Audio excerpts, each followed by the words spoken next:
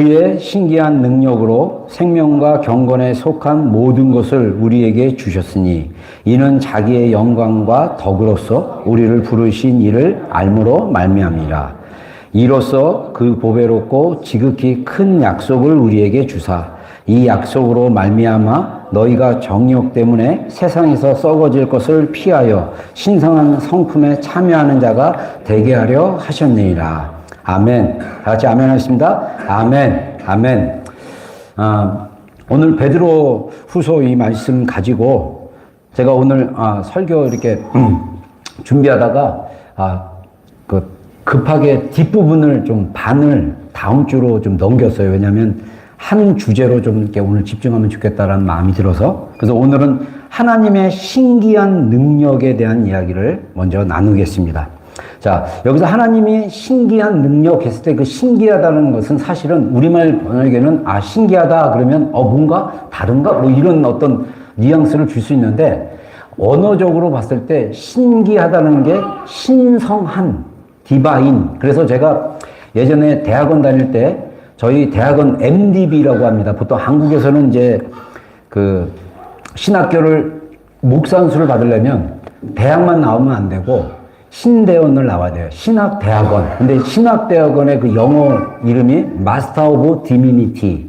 그래서 번역하면 신성한 마스터 코스. 뭐 이렇게 얘기하는 거예요. 그래서 신성한이라는 이 디미니티라는 디비니티라는 단어 자체가 그 하나님의 성품을 말씀하고 있어요. 그래서 원래 헬라어로 데오스 하면 하나님을 얘기합니다. 근데 이 신성한이라는 신기한이라는 이 단어는 데이오스, 직역하면 하나님의, 그러니까 오브 갓, 뭐 이런 거예요. 근데 이거는 그 번역하면 하나님의 그 자연스러운 성품, 특징, 본성, 이거를 이야기합니다. 그래서 하나님의 신성한 능력으로 하나님의 자연스러운 그 본성으로 우리를 생명과 경건에 속한 모든 것을 우리에게 주셨다라고 얘기합니다. 그래서 오늘 사실 생명과 경건에 속한 모든 것을 좀 나누려고 했는데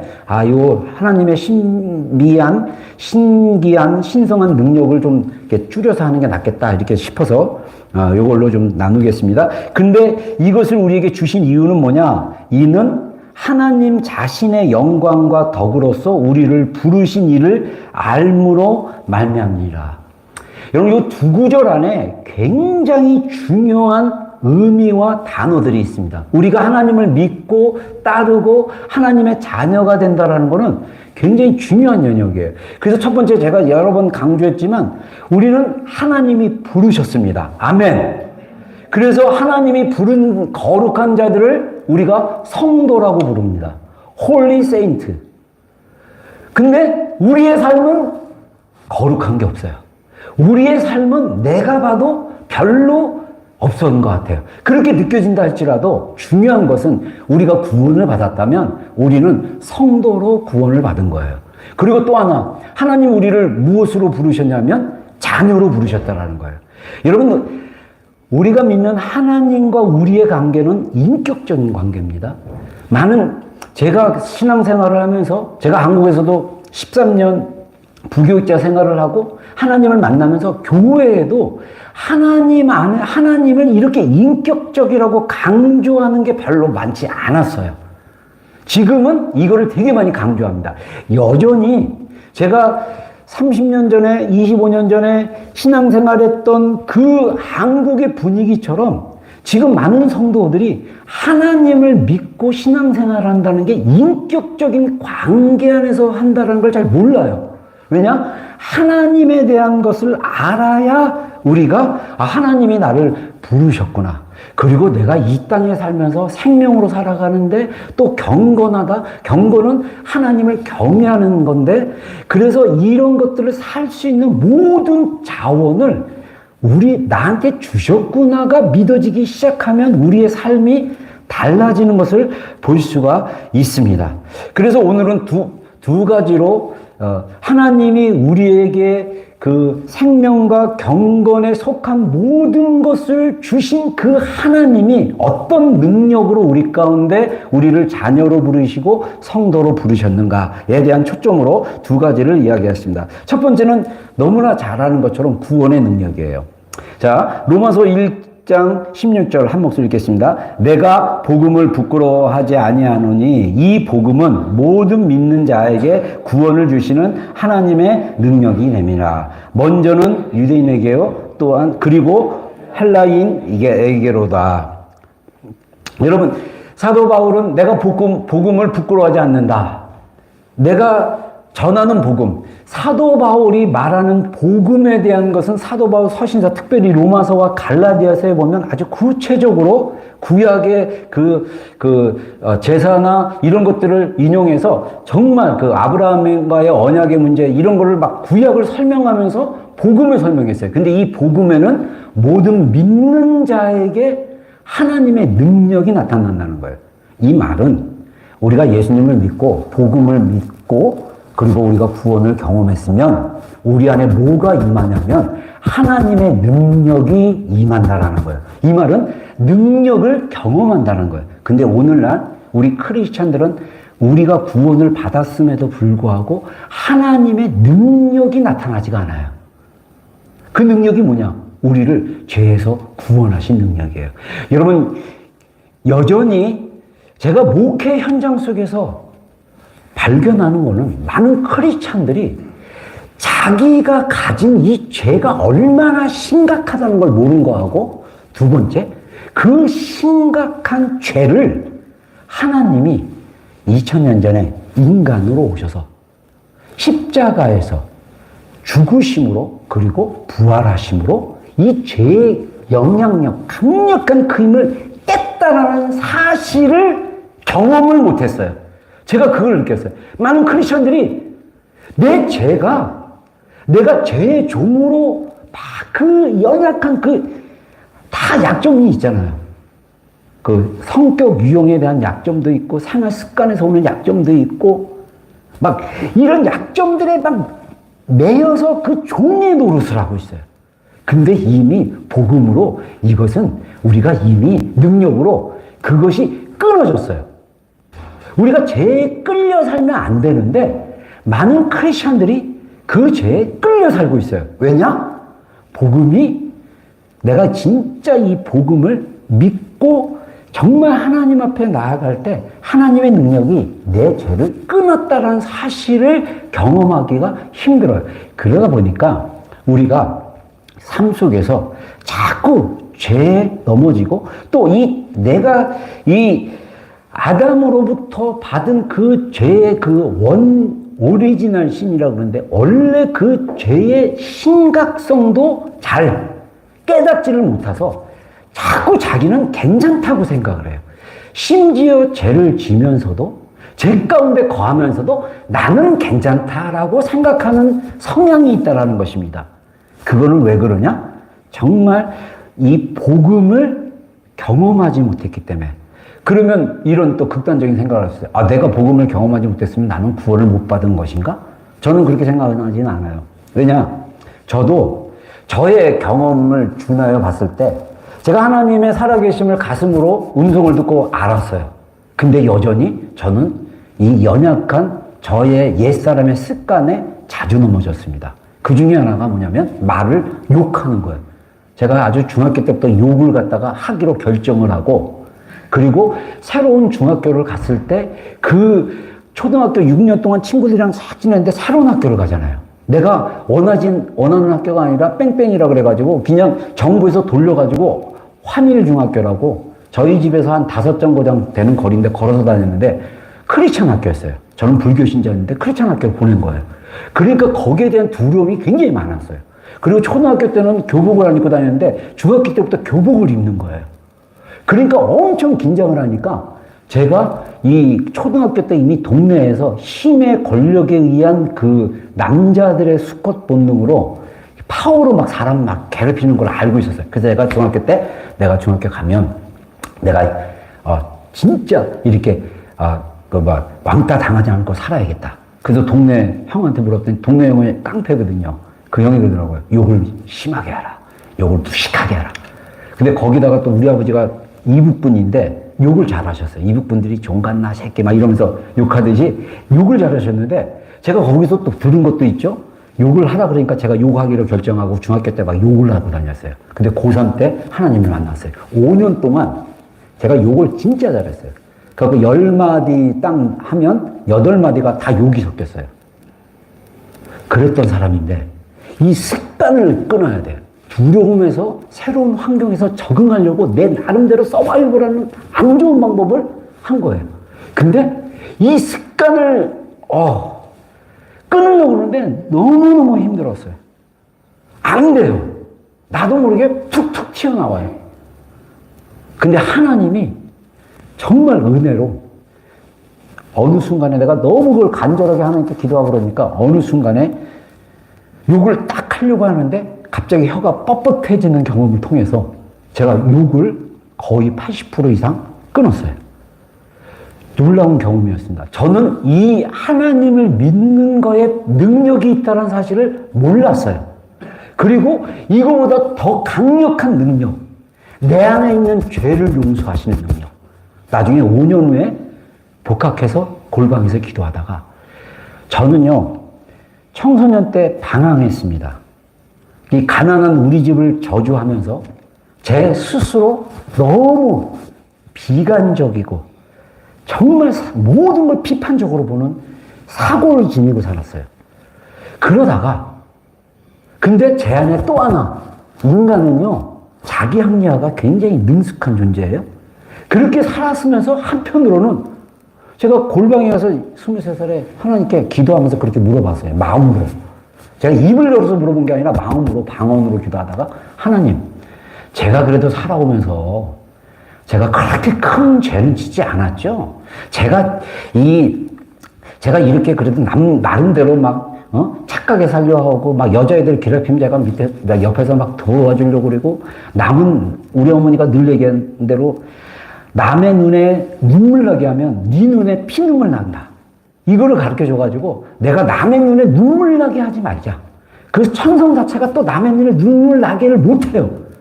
왕따를 당하면 당했지 왕따를 못해요. 그렇게 자라왔는데 하나님 앞에 이게 나의 의의가 됐어요. 하나님, 이 정도면 나도 괜찮지 않았어요? 물론 제가 방황해서 술도 마시고 막 욕도 하고 막 이런 삶을 살았지만 어머니 돈도 조금 세볐다는 거 훔쳤다는 얘기예요. 좀 훔치고 중학교 때 막 이런 일도 했지만 그래도 이 정도 가지고 지옥 가는 건 아니겠죠? 라고 질문을 했을 때 하나님이 너는 여전히 죄인이었기 때문에 지옥 갈 수밖에 없는 존재다라는 걸 깨달아 주셨어요. 그러면서 제 안에 살인한 사람이나 정말 그때 독재자였던 대통령의 그 이름을 떠오르면서 너는 그 사람이 그렇게 했던 것처럼 그 사람보다 똑같은 죄를 가진 존재라는 것을 하나님 깨우쳐 주셨어요. 그리고 나서 제가 그걸 깨닫고 나서 회개를 하고 제 안에 저의 양심이 살아있기 시작합니다. 그리고 하나님이 저를 조금씩 바꿔주기 시작했어요. 살다 보니까 또 무뎌지기 시작하는 거예요. 여러분, 하나님은요, 계속 우리를 그 죄에서 구원하신, 정말 나는 죄 때문에 지옥 갈 수밖에 없는 존재인데도 불구하고 존재임에도 불구하고 창세전에 나를 미리 아시고 아들로 선택하시고 구원해 주셨는데 그리고 여전히 살면서 그 죄 가운데 빠져도 돌아서게 도와주시고 하나님의 계속 나를 도우시고 일하심이 있었던 거예요. 근데 장님처럼 그걸 모르고 살았던 거예요. 그걸 깨닫고 배워가는 과정 가운데 제가 변하기 시작했습니다. 사실은 조금씩 변한 것 같은데 저는 이 획기적인 변화를 몇 번을 했기 때문에 제 주변에 특별히 제가 모교회에서 막 크리스마스 이브날 교육관에서 막걸리 받아먹고 막 놀다가 그거 흘려가지고 성가복으로 막 닦고 막 아주 진짜 교회에서 보면 와 쟤는 교회를 다니지 말고 쫓아내야 되는 애야 라고 할 정도로 우리가 청소년 시기에 그렇게 방황했었는데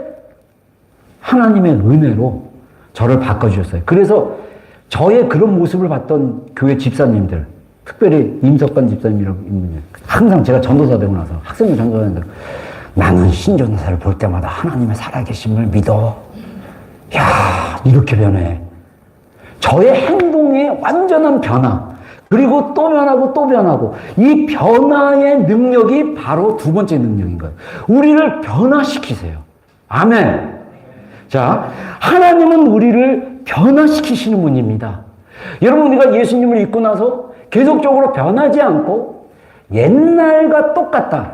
그러면 아직 하나님이 신비한 능력으로, 신성한 그 능력으로 우리를 성도로 부르시고 자녀로 부르신 그 능력을 경험하지 않고 여전히 내가 중심이 돼서 살아가는 모습이었다라고 볼 수 있다라는 것입니다. 그래서 우리는 계속 변해야 돼요. 우리는 계속 하나님의 능력으로 변해야 됩니다. 사실은 제가 아까 생명과 경건에 속한 모든 것을 주셨다는 그 자원에 보면 뇌과학자 이야기를 제가 공부를 하고 나서 너무 놀랐어요. 우리의 뇌는요, 회복 능력이 굉장히 빠르다는 거예요. 그래서 우리의 하나님이 인간을 처음으로 창조했던 아담과 하와의 뇌를 뇌과학자들이 얘기하는 게 초기화 모드라고 얘기합니다. 초기화 모드는요, 사랑에 반응한다는 거예요. 우리의 뇌는 사랑에 반응하기 시작하면 뇌가 그렇게 활성화를 한다는 거예요. 근데 우리의 뇌는 죄와 연약함 속에 빠져들고 자꾸 망가져 있다는 거예요. 그래서 저는 하나님이 우리를 계속 변화시키는 분인데 우리가 이 변화를 경험하는 게 정말 중요하다. 나의 신앙생활 1년, 나의 신앙생활 2년, 나의 신앙생활 3년, 나의 신앙생활 한 달, 일주일이 계속 하나님의 능력으로 우리가 변화를 경험해야 된다라고 우리가 말할 수 있다는 것입니다. 그래서 야고보서, 그러면 우리가 왜 변화되지 못하는지에 대해서 사실은 사도 야고보께서 말씀을 통해서 우리에게 교훈하고 알려주는 게 있습니다. 야고보서 4장 1절 말씀 우리 한 목소리 읽겠습니다. 시작. 너희 중에 싸움이 어디로부터, 다툼이 어디로부터 나느냐? 너희 지체 중에서 싸우는 정욕으로부터 나는 것이 아니냐? 자, 여기서 사도 야고보는 우리 지체, 여기서 지체는 공동체 안에도 있지만 우리 몸 안에 지체가 있어요. 팔이 있고 다리가 있고, 그래서 우리 지난주에 읽었던 고린도전서 묵상 가운데 눈이 발도로, 손이 발도로, 손도로, 손이 입도로 이러면서 이 지체에 대한 얘기를 합니다. 근데 우리 몸에 지체들이 있어요. 그리고 교회 안에도 우리가 다 지체로 연결되어 있어요. 근데 이 싸움이 어디서 나느냐? 교회 안의 문제도 갈등과 싸움은요, 다 뭐냐면 정욕이에요. 정욕은 영어로 디자이어인데 사실은 이 디자이어라는 단어는요, 나쁘게 쓰면 한국말로 정욕이지만 좋게 쓰면 욕구예요. 욕구, 원함, 내 결핍과 또 본성적으로 하나님이 우리에게 건강한 욕구를 줬어요. 예를 들면 하나님을 사모하는 욕구, 그리고 하나님의 사랑을 갈망하는 욕구, 그리고 또 아름다움을 추구하는 욕구. 여러분, 아름다움을 보고 와, 좋다, 이쁘다 이러면 이거는 하나님이 주신 욕구예요. 디자이어예요. 근데 아름다운 거를 내 거로 강제로 취하려고 그러고, 아름다운 거를 좋다고 나만 소유하고 막 함부로 하고. 예를 들면 사랑. 우리는 하나님께, 여러분, 우리 인생에 있어서 가장 메마른 삶이 뭡니까? 사랑을 못 받는 거예요. 여러분, 사랑은요, 주고받는 거예요. 우리가 사랑할 수 있는 용량은요, 하나님의 사랑이 내 안에 넘쳤을 때 충분히 흘릴 수 있어요. 근데 내가 엄마로서의 사랑, 아버지로서의 사랑, 남편으로서의 사랑, 아내로서의 사랑의 인간적인 욕구는 한계가 있습니다. 그 욕구는 하나님의 사랑으로 바뀌어져야 돼요. 안 그러면 사랑을 원하는 욕구는 하나님이 주신 거예요. 근데 그 욕구를 정욕으로 쓰면 어떻게 되냐? 당신이 나 사랑 안 해? 나도 이거 안 줄 거야. 이런 관계로 되는 거예요. 애들이 나를 엄마 나 좋아, 아빠 좋아, 막 이거를 막 원해. 부모들이 막 애들이 막 웃으면 좋아요. 근데 말 안 들으면 화가 치밀어요. 뭐냐? 욕구예요. 애가 나를 좋아해야 주는 거, 사람이 나를 좋아하는 거, 욕구예요. 근데 안 그러면 화가 나. 정욕이에요. 그게 악한 거라는 거예요. 이게 다툼이 일어난다는 거예요. 우리 마음속에도 다툼이 일어납니다. 그래서 괴로운 거예요. 우리의 삶이 욕구로 가득 찬데 이게 하나님이 주신 순수한 욕구로 하나님의 방식으로 받아들이면 괜찮은데 이게 내 정욕으로 바뀌는 거예요. 그래서 정욕으로 바뀌니까 자꾸 이것을 잡으려고 그래요. 그래서 이 야고보서 1장 2절에 보면 너희가 시기함으로 가지려고 그리고 살인함으로 취하려고 하는데 취하지도 못한다는 거예요. 여러분, 하나님이 우리를 변화시키는 것은요, 정욕으로 우리를 자유케 하는 겁니다. 그래서 우리가 오늘 본문으로 했던 4절에 보면, 이로써 그 보배롭고 지극히 큰 약속을 우리에게 주사 이 약속으로 말미암아 너희가 정욕 때문에 세상에서 썩어질 것을 피하여 신성한 성품에 참여하는 자가 되게 하려 하셨느니라. 여기서 신성한 성품의 신성함과 또 그의 신기한 능력할 때 신기한이 동일한 헬라어로 데이오스예요. 신성하다는 거예요. 디바인, 하나님의 순수한 본성, 자연스러운 본성, 이게 뭐냐? 신성함다. 근데 하나님이 우리를 어디까지 이끄시냐면 예수 그리스도의 신성한 성품, 하나님의 그 캐릭터, 그 사랑으로까지 우리를 이끌어 가고 계신다라는 거예요. 그래서 여러분들, 우리 토요일 날 아침에 그 묵상이 사랑장이잖아요. 사랑은 뭡니까? 시기하지 않으며. 사랑이 첫 번째, 내가 사람의 말과 천사의 방언을 할지라도 사랑이 없으면 울리는 괭가리 같고 북치는 것 같다. 내가 내 몸을 불사는데 내어질지라도 이거는 뭔가를 열심히 봉사하는 거라 할지라도 사랑이 없으면 내게 아무 유익이 없느니라. 여기서 중요한 포인트는 뭐냐면 내게 베네핏이 없다라는 거예요. 불사르게 내어줘도 이게 정욕적인 사랑이면요, 그 사랑에는요 내게 유익이 없어요. 우리 부모로서 우리 한국 부모들이 실수하는 중요한 실수 중에 하나가 뭐냐면 자식을 위한다고 합니다. 근데 그 깊은 내면으로 가면 정욕이에요. 내 자식이 성공해서 뭔가 보여줘야 되는 거예요. 그래서 아낌없이 투자하고 막 한다고 합니다. 근데 순수한 사랑은요, 내 자녀가 원하고 잘하는 것을 할 수 있도록 도와주는 거예요. 여러분, 우리의 삶이 정욕이 중심돼서 살아가는 인생이 굉장히 많아요. 근데 이거를 사랑이라고 포장합니다. 아내가 남편이 집에 일찍 오기를 원하고 남편이 나를 사랑하기를 원해요. 이거는 당연한 욕구예요. 근데 이게 정욕으로 바뀌면요, 조종을 합니다. 오늘 왜 늦게 왔어? 카톡 보내요? 왜 답을 안 해? 그러면 사람 미치기 시작하는 거예요. 누구랑 밥 먹었어? 뭐 했어? 이게 정욕인 거예요. 이거를 어떻게 해야 되냐? 하나님의 능력으로 바꾸셔야 되는 거예요. 하나님이 우리를 변화시키는 능력을 주셨습니다. 아멘. 아멘. 사실은 두 번째로 이거 하려고 했다가 이거 하면 또 길어지기 때문에 좀 더 딥하게 이 신비한 능력을, 이 신성한 능력을 우리에게 주셨는데 왜 우리가 이 변화되지 않는 모습으로 살아가는가에 대해서 오늘 세 가지로 조금 얘기를 해보겠습니다. 제가 읽었던 책에서 어떤 성경 상담자가 있어요. 꽤 유명하신 분이더라고요. 한국말로 되게 많이 번역이 됐는데 이분이 이런 얘기를 합니다. 인간은 우리 마음속에, 야고보서에서 우리 마음속에 정욕으로 인해서 싸운다라고 경고를 했는데 이분이 뭐라고 하냐면 우리 마음속에는 세상의 편안함을 바라고 원하는 우리의 정욕과 하나님을 향한 욕구 사이에서 싸움하고 있다는 거예요. 이분 책을 읽어보니까 어마어마한 상담가예요. 근데 그 상담한 사람들의 가명을 해가지고 디테일하게 얘기를 하는데, 와. 근데 이분이 성경적인 사역자입니다. 그래서 이분이 성경을 연구해가지고 딱 상담을 할 때 기준을 세웠어요.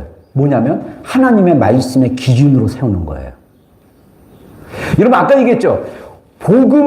이 복음은 모든 믿는 자에게 하나님의 능력이 됩니다. 첫째는 헬라인이요. 그리고 첫째는 유대인이에요. 그리고 헬라인에게요. 이 말은 하나님의 말씀을 받은 유대인들이나 하나님의 말씀을 전혀 모르고 살았던 모든 이방인들에게도 복음은 믿는다면 하나님의 능력이 된다는 거예요. 근데 왜 우리 삶 가운데 하나님의 변화하시는, 내가 죄로부터 구원받았다는 그 능력을 내 삶 가운데 경험되지 못했을까라고 했을 때, 우리의 생각의 가치가 나에 대한 나의 생각, 나에 대한, 사람에 대한 인간의 이해가 성경적인 기준이 되지 않았기 때문이에요. 여러분, 내가 다시 얘기하지만 우리가 복음의 기준을 이해하고 복음을 통해서 하나님을 더 인격적으로 알아가고 복음을 경험하면, 그리고 나서 우리의 삶의 기준이 복음이 되기 시작하면 하나님이 우리의 삶을 바꾸시는 것을 경험할 수 있습니다. 근데 중요한 것은 내가 바뀌기 시작하면 내 주변 사람들이 바꿔요. 우리가 또 착각하는 기준 중에 하나가 뭐냐면 다른 사람이 바꾸기를 그렇게 원해요. 그거 한번 점검해 봐야 돼요. 그거는 예수님이 말씀하신 것처럼 자기 눈에 있는 들보는 못 보고 남에 있는 티눈을 보기 때문에 그래요.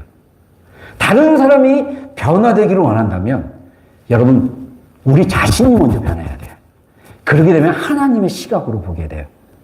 내가 저 사람을 변화시키겠다라고 결정하면 괴롭히기 시작하는 거예요.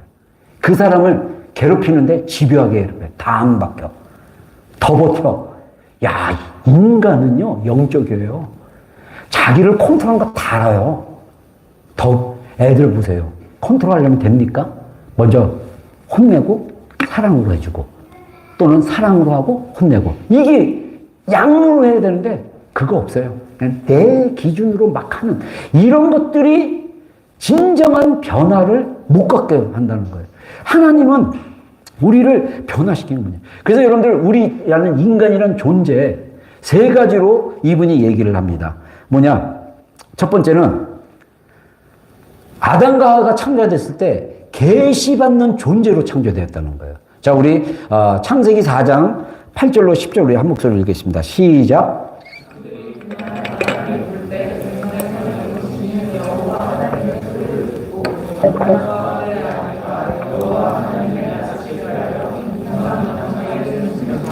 여호와 하나님이 아담을 부르시며 그에게 이르시되 내가 어디 있느냐. 이르시되 내가 동산에서 하나님의 소리를 듣고 내가 벗었으므로 두려워하여 숨었나이다. 아멘. 다 같이 아멘 하겠습니다. 아멘.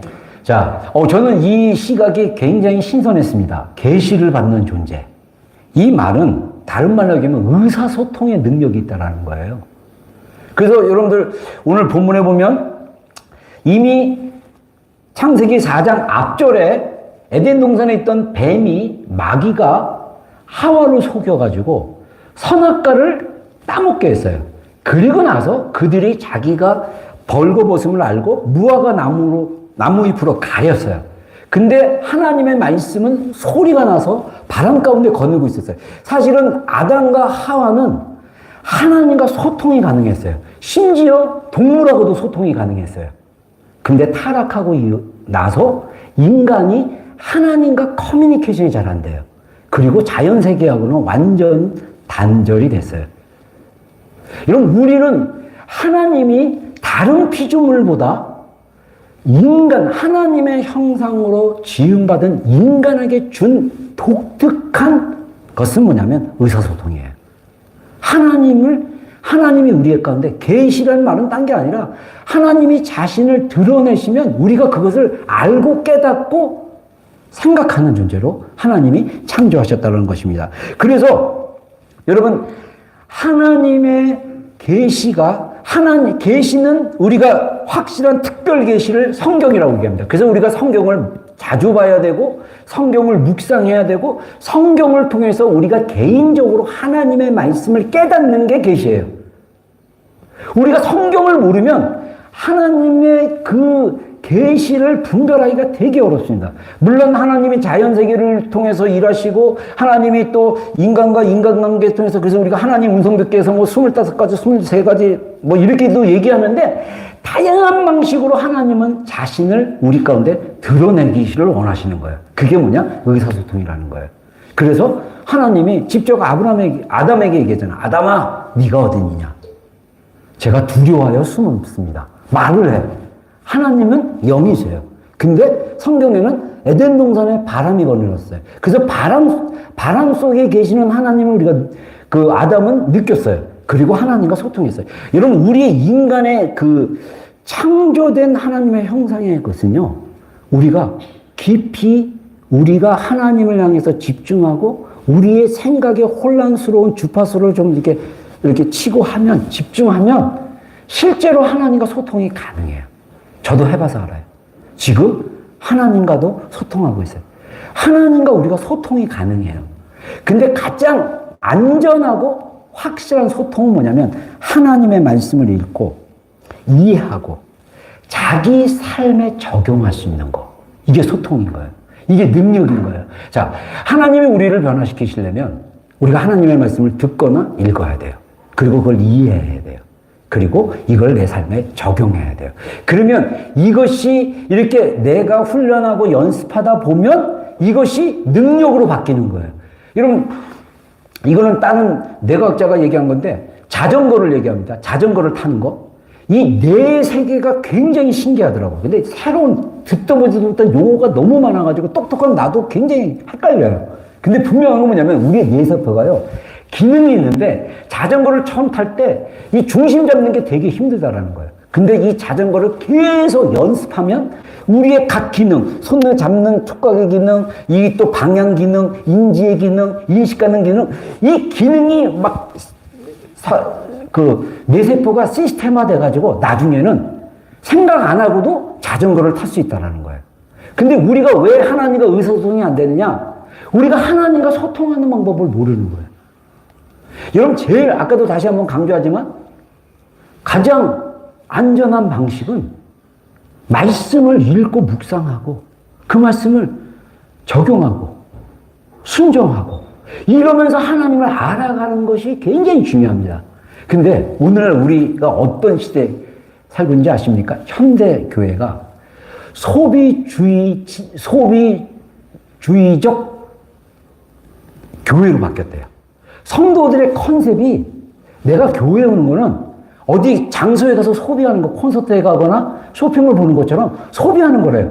내가 언급한 거, 내가 이렇게 왔는데, 나 여기서 그냥, 편히 앉아있을 테니까, 목사님이 알아서 다 해주고, 찬양팀 다 해주고, 그냥 앉아있으면 되는 거예요. 이 소비로 생각해요. 그게 아니라는 거예요. 예배는 하나님을 만나는 곳입니다. 교회는 하나님과 연결되도록 하는 살아있는 지체라는 거예요. 그래서 우리가 예배 때, 저는 그래서 제가 몇 교회 설교하러 다녔을 때 어떤 교회는 너무 성도들로 하여금 수동적으로 다 해줘요. 그래서 제가 예배는 살아있는 하나님께 우리가 주체적으로 자발적으로 만나는 거다. 그래서 복음 선포도 하고 그리고 성찬식도 하고 촉감으로 하고 그 다음에 기도를 또 많이 시키잖아요. 연습하셔야 돼요. 우리가 기도를 매일의 일상의 삶에서 하나님과 연결되는 기도, 매일 묵상 기도하라고 말씀도 이렇게 친절하게 매일 이렇게 6시 반에 다 넘겨주고 그러잖아요. 그래서 우리가 하나님이 우리를 깨닫게 해주시고 알려주시고 그거를 아는 존재로 우리를 만드셨다는 거예요. 두 번째, 인간은 어떤 존재냐? 생각하는 존재라는 거예요. 창세기 4장 5절 6절 한번 읽겠습니다. 시작. 너희가 그것을 먹는 날에는 너희 눈이 밝아져 하나님과 같이 되어 선악을 알 줄 하나님이 아심이라. 여자가 그 나무를 본즉 먹음직도 하고 보암직도 하고 지혜롭게 할 만큼 탐스럽기도 한 나무인지라. 여자가 그 열매를 따먹고 자기와 함께 있는 남편에게도 주며 그도 먹은지라. 자, 여러분들 생각 없이 사십니까? 그래도 다 생각해. 생각 없이 산다라는 말은 뭐냐면 저도 예전에 조금 청소년 때 그런 말 들었는데 우리 어머니 아버지한테 너희 생각 없이 사는 거냐? 그건 뭐냐면 생각을 하고 살아라. 그러면 뭡니까? 공부하는 학생이잖아요. 공부하는 학생이 어디에 집중하는 거예요? 사실 생각이 있다라는 거는 생각하고 살아가는 거는 집중하라는 거예요. 생각이 없다라는 거는 진짜 없는 게 아니라 그냥 집중 안 하고 이러고 사는 거야. 그냥. 그냥 자기의 그 욕구와 그 자기의 지금 필요에 의해서 그냥 자기의 그 감정의 그 내과학으로 얘기하면 그 화학 물질에 의해서 움직이는 그 신경 신호를 받아서 그렇게 사는 거라고 얘기합니다. 인간은 생각하도록 하나님이 창조하셨다는 사실입니다. 그래서 오늘 본문에 보면 마귀가 거짓말을 하죠. 이거 먹으면 너 하나님같이 돼. 그러니까 그 말을 들었어요. 그러고 나니까 여자가 나무를 봅니다. 들으니까 나무를 보니까 나무가 다르게 보였어요. 진짜 먹음직하네? 되게 좋아 보이네? 이거 먹으면 내가 진짜 지혜를 얻을 것 같네? 라고 생각해요. 근데 이 생각이 뭐냐면 해석이라는 거예요. 우리는 다 해석해요. 우리 인생이 망치고 잘못되는 많은 경우가 뭐냐면 사실을 왜곡되게 해석해서 그런 거예요. 잘못 해석하면 망하는 거예요. 우리는 생각하는 존재이기 때문에 그 사실을 자기식대로 해석을 하게 돼 있어요. 의미를 부여합니다. 이거는 뭐냐면 또 다른 말이면 의미를 부여하는 거예요. 그래서 이 폴 트립이라는 분인데 이분이 뭐라 그러냐면 자기가 상담을 몇십 년을 해보니까 우리 각자의 삶에는 죄와 고통의 드라마가 진행되고 있다는 거예요. 근데 이 고통이 점점, 이 죄악이 점점 깊어지고 죄악이 깊어질수록 더 고통이 더 힘들게 만든다는 거예요. 그래서 이게 점점 어렵게 전개되고 있는 동안 이 싸움이 어디로 가냐면 은밀한 싸움으로 들어가고 있대요. 오픈 안 해요. 혼자 죄 지으면서 상대방에게, 아내에게, 남편에게 오픈 안 하고 혼자 죄 짓고 있어요. 막 은밀한 싸움으로 들어가는 거예요. 그리고 막 그러면서 점점 갈등이 심해지고 커져가는 관계들로 살아간다는 거예요. 그러면서 이분은 뭐라고 얘기하냐면 저는 사실 이분 책 한 500페이지 넘는 거 읽고 제가 다시 썩머리를 하고 있는데 이분 사역은 뭐라고 얘기하냐면 이분의 독특한 사역이에요. 1대1 개인 상담 사역을 통해서 복음의 말씀을 딱 정하고 그 말씀을 가지고 회개하게 하고 기준을 맞추게 하면 모든 문제가 다 해결된다는 거예요. 그래서 일반 상담이 아니라 말씀을 가지고 하나님이 도우시고 역사하신 걸 믿고 그래서 교회가 서로 상담해 줘야 된다는 거예요. 근데 중요한 건 잘못된 해석이 들어가면 더 망하는 거예요. 훈련시켜서 이렇게 얘기해요. 근데 많은 질문, 성경 구절 가지고 질문하고 굉장히 스트럭처를 짜가지고 사역을 하시는 분이더라고요. 근데 저는 이게 또 원래 제가 그 인식형이라서 약간 이 스폰타니어스하게 막 하는 걸 좋아하는데 이 조직을 짜가지고 막 질문을 해가지고 질문을 통해서 말씀으로 깨닫고 막 이 훈련을 시키라는 거예요. 그래야 진짜 변한다. 개인이 공적 예배에서의 변화는 그게 크지가 않다. 뭐 이렇게까지 얘기하는 분이에요. 이분의 관점이지만 그러면서 개인 사역이 진짜 성화의 작업이 일어나고 변화의 작업이 일어난다. 그 기준은 하나님의 말씀의 진리를 바로 해석할 수 있도록 도와줘야 된다. 공감해요. 여러분, 우리는 해석합니다. 똑같은 사건을 보고도 다르게 해석해요. 여러분들 재밌는 사실이 뭔지 아세요? 여러분들의 과거에 있었던 좋았던 일 또는 안 좋았던 일을 여러분들의 형제하고 되돌아보면서 한번 얘기해 보세요. 완전히 달라요. 나는 이게 이렇게 좋았는데 넌 안 좋았어? 아니, 나는 그때가 제일 싫었어. 라고 말할 수도 있어요. 왜? 각자 제일 싫었다고 말한 사람의 해석이 들어갔기 때문에 그것을 기억하는 거고, 나는 그 상황에서 똑같은 장소에 같이 있었지만 나는 좋게 해석을 해서 좋게 생각하는 거야. 근데 중요한 건 좋게 생각하든 나쁘게 생각하든 우리가 그 기준을 하나님의 말씀에 비추어서 본 다음에 우리가 이거를 해석하는 거라는 거예요. 그래서 하나님의 말씀으로 우리가 깨달아야 된다. 계시가 돼야 된다라고 이야기를 하는 것입니다. 여러분, 우리 삶의 많은 고통 중에 고통이 결국은 하나님의 말씀대로 서 있지 않기 때문에 고통스러운 거예요. 부부관계가 막 힘들고 싸우고 막 이러면요, 나만 피해자인 것 같죠? 말씀의 기준에 둘 중에 한 명이라도 쓰기 시작하면요, 그 고통이 말씀의 기준에 의해서 교정받을 거 교정받고 책망받을 거 책망받고 돌아서고 그리고 상대방이 내가 바뀌면 상대방이 바뀌게 돼 있어요. 여러분 부부관계가요 친밀해야 됩니다. 부부관계가 내 안에 있는 고통들을 함께 나눌 수 있어야 돼요. 그래서 그것을 우리가 서로 알아주고 그래서 여러분 예수님과 교회의 관계를 아내와 남편의 관계로 연결시킨 거예요. 여러분 우리가 교회가 예수님과 친밀해져야 돼요. 부부는 아내와 남편이 친밀한 관계. 그야말로 우리 말로 지지고 볶더라도 서로 솔직하고 그래서 우리가 먼저 누구에게 솔직해야 되냐? 하나님 앞에 솔직해야 돼요. 만약에 솔직하지 않고 숨기고 넘어가면 이거는 점점 관계를 꼬게 만들고 고통스럽게 만들어요. 그래서 우리가 이 땅에 살면서 생명과 경건에 속한 모든 자원이 있음에도 불구하고 우리가 이거를 활용할 줄 모르는 거예요. 여러분 기억하십시오. 하나님은 우리로 하여금 생각하는 존재로 창조했어요. 그래서 이 해석이 사실에 근거하지 않고 객관적인 사실에 근거하지 않고 자꾸 자기식대로 뇌과학자에 의하면 잘못된 신경 시스템, 무의식 안에서 이미 형성된 그것을 바꾸지 않으면 내 삶이 계속 고통 가운데 남는 거예요. 하나님이 우리 뇌를 갖다가 사랑에 반응하는 뇌로 과학자들이 인정을 했어요. 그러면 인간이 왜 그러냐면 긍정적인 평양성을 가지고 있다는 거예요. 아이들 보세요. 아이들이 맨날 찌푸리고 인상 쓰고 합니까? 아이들이 울고 짜증나는 걸요 배고파서 그렇고 자기 뜻대로 안 되기 때문에 그래요. 아이들은 늘 행복해요. 아이들은 늘 긍정적이에요. 근데 똥 싸고 안 치워주면 괴롭죠. 그럼 우는 거예요. 인간은 타고날 때부터 긍정적인 편향을 가지고 있대요. 저도 이거 입고 깜짝 놀랐어요. 그러고 보니까 그래. 그랬던 제가 불교 집안 안에서 부모님을 원망하고 내가 내 인생을 신이 있다면 나한테 왜 이런 잘못된 인생을 주었을까? 신을 원망하고 막 이러면서 제 사고가 그렇게 내 인생을 내 환경을 해석하니까 비관적이고 비판적이고 좋은 말 못하고 나쁜 말 톡톡 던지고 상처 주고 이런 삶을 살았던 거예요.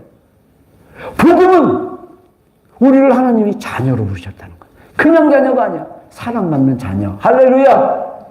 자, 우리 선포하겠습니다. 나는 하나님 아버지의 사랑받는 자녀입니다.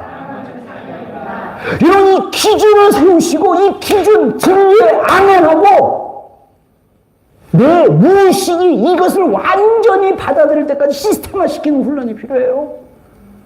그러면 옆에서 엄마는 부족해, 당신은 그 모양이야.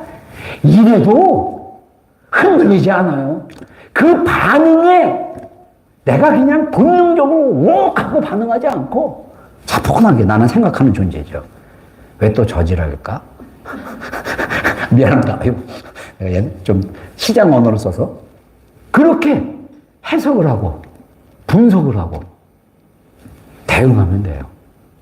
여러분, 우리 시대가 너무나 많은 고통 중에 살고 있어요. 왜? 우리 마음의 지체가 정욕으로 다투는 거예요. 생각과 감정과 욕구가 맞붙는 생각하는 거, 해석하는 거. 자, 그래서 이분이 이런 얘기를 합니다. 사람들은 의미를 만드는 사람들이다. 우리는 항상 우리 안에서 일어나고 있는 것들과 주변에서 일어나는 것들을 조직하고 어렌지하고 해석하고 설명한다. 그래서 그 사실에 대한 우리의 해석의 근거에서 살아간다. 그래서 저는 이 글을 읽고 의미를 부여하면서 사는구나. 삶의 의미를 어디에 두냐? 내가 해석한 거 생각해서 결론 내린 그 해석에 의해서 의미를 두는 거예요. 근데 세 번째 정말 중요한 포인트. 우리는 본성상 예배하는 자입니다. 아멘. 자, 요한복음 4장 23절로 24절 한 목소리 읽겠습니다. 시작.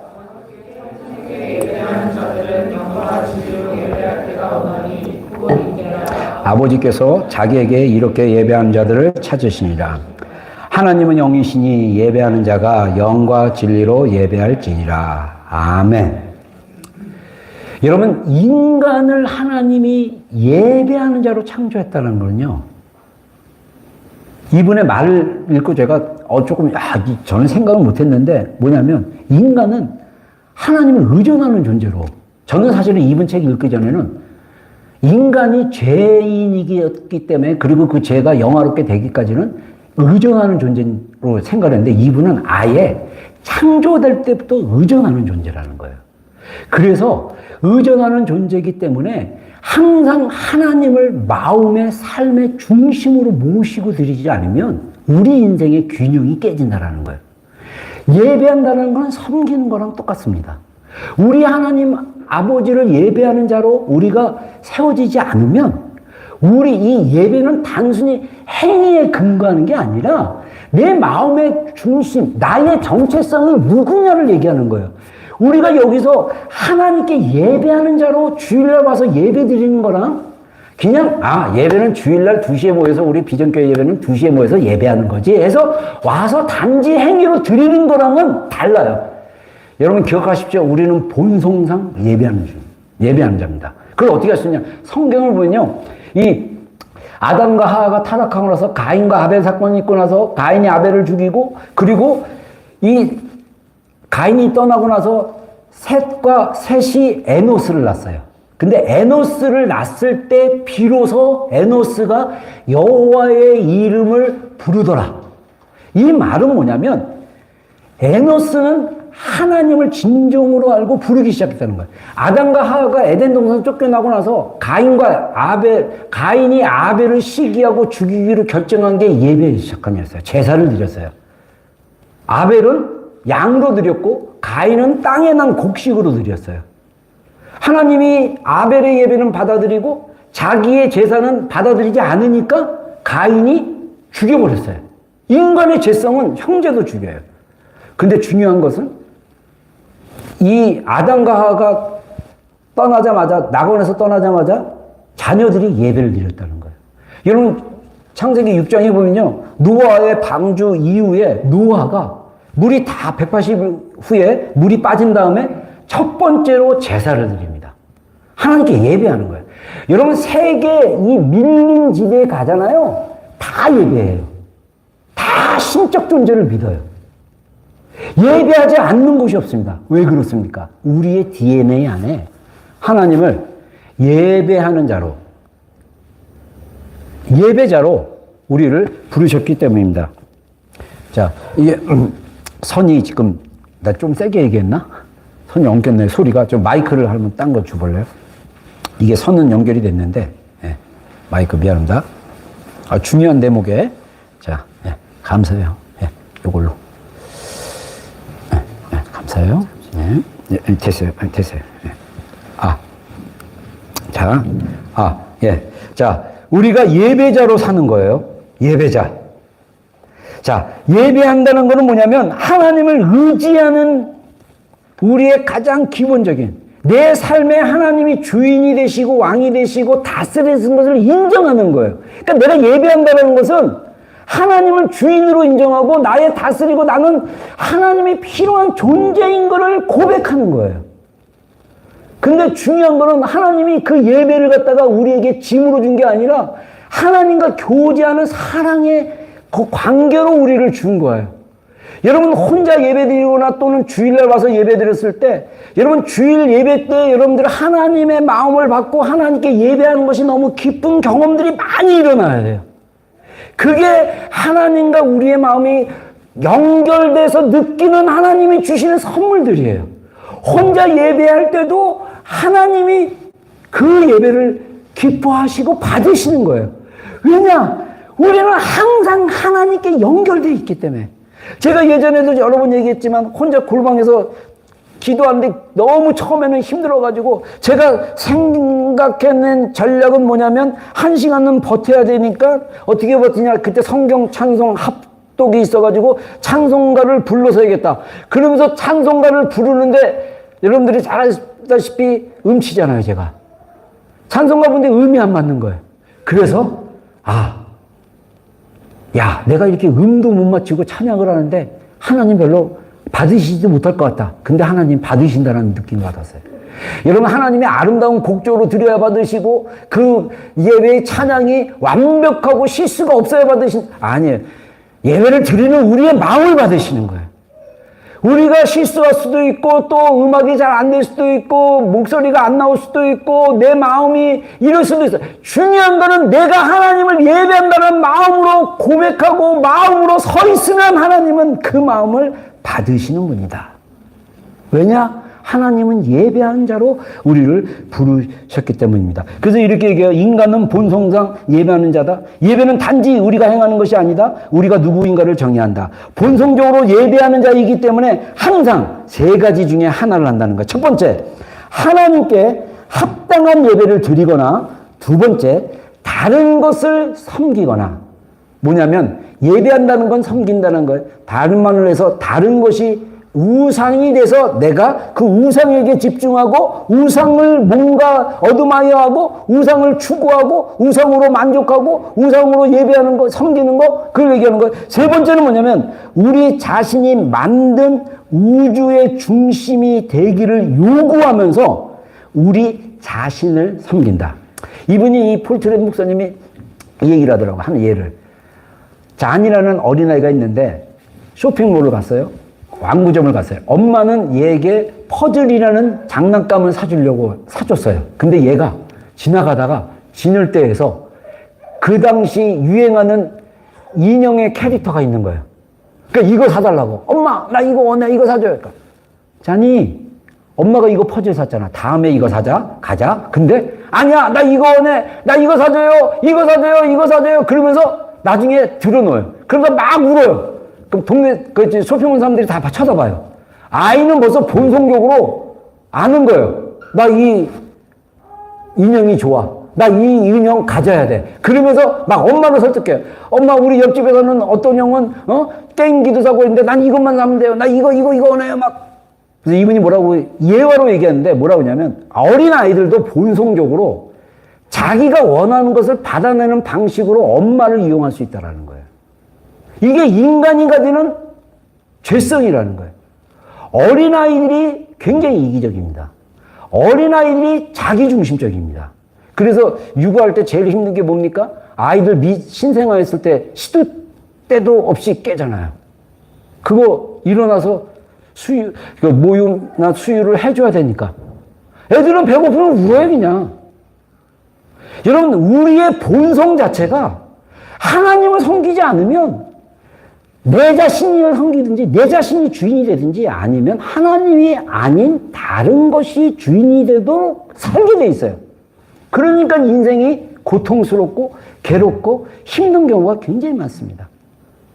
우리가 하나님을 예배하는 자고 내 마음의 주인이 하나님인 걸 인정하기 시작한다면 많은 경우 내 안에 일어났던 그 정욕으로 인했던 시기나 괴로움이나 고통이 잔잔하게 되는 것을 경험할 수 있습니다.